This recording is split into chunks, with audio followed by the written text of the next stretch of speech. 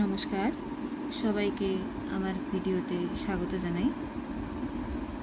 আজকে আমরা পশ্চিমবঙ্গ প্রাথমিক শিক্ষা পর্ষদের চতুর্থ শ্রেণীর আমাদের পরিবেশ বইটির কিছু অংশ আলোচনা করব।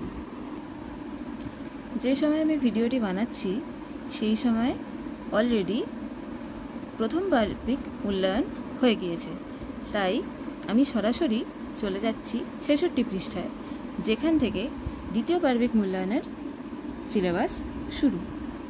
এর টপিকটি হচ্ছে, প্রথম টপিকটি দিন এবং রাত। আচ্ছা, এর বিষয়বস্তুটি আমরা একটু বুঝে নিই। এখানেই ছবিটিতে দেখা যাক, ছবিটিতে কতগুলি ছাত্রছাত্রী ক্লাসরুমে বসে রয়েছে এবং জানলা দিয়ে রোদ এসে পড়ার ফলে এদের খাতার উপরে কিছুটা ছায়া তৈরি হয়েছে এবং তাই নিয়ে এদের কিছু আলোচনা চলছে। দিদিমণি বললেন, তোমরা ঝগড়া করো না, কিছুক্ষণ পরেই যখন রোদ একটু সরে যাবে তখন তোমরা দেখবে ছায়াও সরে গিয়েছে। কিছুক্ষণ পরে ক্লাস শেষ হয়ে যাওয়ার পরে বাচ্চাগুলি দেখলো সত্যিই তাই। পরের দিন দিদিমণিকে এই বিষয়ে জানতে চাওয়ায় তিনি বললেন যে, তোমরা তো জানো রোদ আছে বলেই ছায়া তৈরি হয়। আমাদের ছায়া যেদিকে পড়ে তার ঠিক উল্টো দিকেই থাকে সূর্য। সকালবেলা আমাদের ছায়া পড়ে পশ্চিম দিকে, তার মানে সূর্য থাকে পূর্ব দিকে।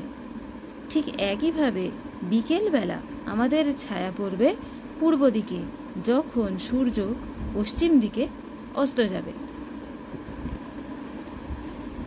এর উপরে ভিত্তি করে এসো আমরা নিচের ছবিটি দেখে নিই। এই দিকটা যদি আমরা মনে করি সকালবেলা, অর্থাৎ সূর্য তখন উদয় হচ্ছে আস্তে আস্তে। ঠিক দেখো উল্টো দিকে ছেলেটির ছায়া পড়েছে। এইবারে একটু পরে বেলার দিকে যখন সূর্য একটু বাঁকাভাবে রয়েছে তখন ছেলেটির ছায়া দৈর্ঘ্য ছোট হয়ে গেছে আগের তুলনায়। এবার ধীরে ধীরে সূর্য যখন ঠিক মাথার উপরে, অর্থাৎ মধ্য গগনে, সময় প্রায় 12টা, সেই সময় ছায়ার দৈর্ঘ্য এতটাই ছোট হয়ে গেছে যেন ছেলেটির ঠিক পায়ের কাছে। এইবারে আস্তে আস্তে বিকেলবেলা সূর্য যখন অস্ত যাওয়ার মতো, সেই সময় ছায়াটি দেখো ঠিক আবার বিপরীত দিকে পড়েছে এবং সূর্যাস্তের সময় ছায়াটি আরও দৈর্ঘ্যে লম্বা হয়েছে। অর্থাৎ এখান থেকে আমরা কি দেখতে পাচ্ছি যে দুপুর 12টার সময় ছায়ার দৈর্ঘ্য হলো সবথেকে ছোট পায়ের কাছে, এবং দুটো সময়, সকালবেলা সূর্যোদয়ের সময় এবং বিকেলে সূর্যাস্তের সময় ছায়ার দৈর্ঘ্য হয় সবথেকে বড়। এই জ্ঞানের ওপর ভিত্তি করে এসো আমরা পরের পৃষ্ঠার ছকটি পূরণ করার চেষ্টা করি। তোমার ছায়া দৈর্ঘ্য সবচেয়ে ছোট কখন? না দুপুর 12টার সময়। কোন দিকে গঠিত হয়? পায়ের ঠিক কাছাকাছি। তখন সূর্যের অবস্থান প্রায় মাথার উপরে। তোমার ছায়ার দৈর্ঘ্য সবথেকে বড় কখন? এটি হবে সকালে।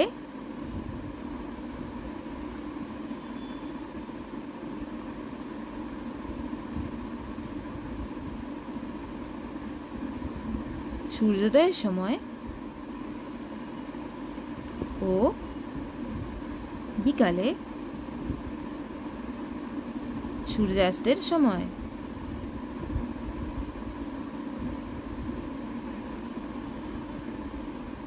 কোন দিকে গঠিত হবে? সকালে সূর্য যেহেতু পূর্ব দিকে থাকে, ছায়া হবে পশ্চিম দিকে,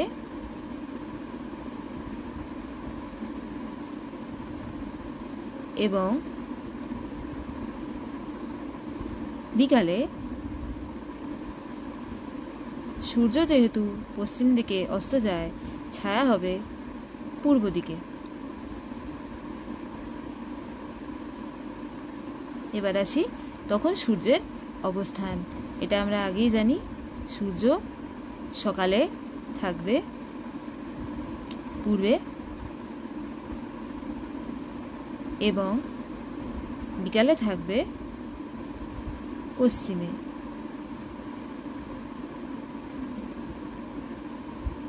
এবারে আসি ক্রমে বড় থেকে ছোট। তোমার ছায়া ক্রমে বড় থেকে ছোট কখন হয়?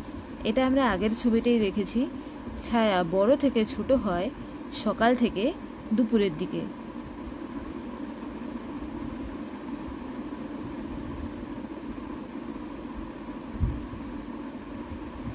কোন দিকে গঠিত হয় এবং ছায়ার দৈর্ঘ্য পশ্চিমেই থাকবে।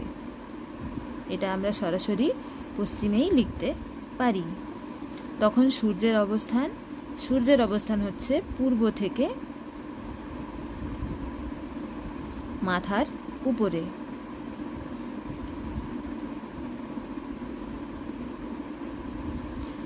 ক্রমে ছায়া ছোট থেকে বড়, এই ঘটনাটা ঘটে দুপুর থেকে ঠিক বিকেলের মধ্যে। তাহলে আমরা লিখতে পারি দুপুর থেকে বিকেল। তাহলে সূর্যের অবস্থান পুরো বিপরীত দিকেই হবে, অর্থাৎ আমরা এটা সরাসরি লিখতে পারি ছায়ার অবস্থানটা তাহলে হয়ে যাবে পূর্ব দিকে, আর সূর্যের অবস্থান হবে মাথার উপর থেকে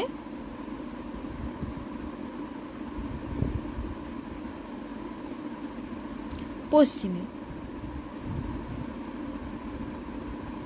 তাহলে আমাদের ছকটা এভাবে আমরা পূরণ করে নিলাম। আচ্ছা, এইবারে নিচে একটি পরীক্ষার কথা দেওয়া রয়েছে। এই পরীক্ষাটি সবারই বাড়িতে আমাদের টর্চ আছে এবং একটি কলম এবং একটি ছোট কাপের মধ্যে কলমটিকে দাঁড় করিয়ে টর্চের সাহায্যে ঠিক এই সূর্যের পরীক্ষাটি আমরা করে নিতে পারবো। এখানে টর্চটাকে মনে করে নেবো যেন সূর্য, আর এই যে ছেলেটির অবস্থান, ছেলেটিকে মনে করে নেবো একটি কলম। এই ছবির মতো একইভাবে এই পরীক্ষাটি তোমরা প্রত্যেকেই বাড়িতে করে সহজেই বিষয়টি বুঝে নিতে পারবে। তাহলে আজকে আমরা 66 এবং 67 পৃষ্ঠার আলোচনা করলাম। ভিডিওটি তোমাদের কেমন লাগলো এবং এই বিষয়টি তোমাদের কাছে সহজবোধ্য হলো কিনা এটা অবশ্যই আমাকে কমেন্ট করে তোমরা জানাবে।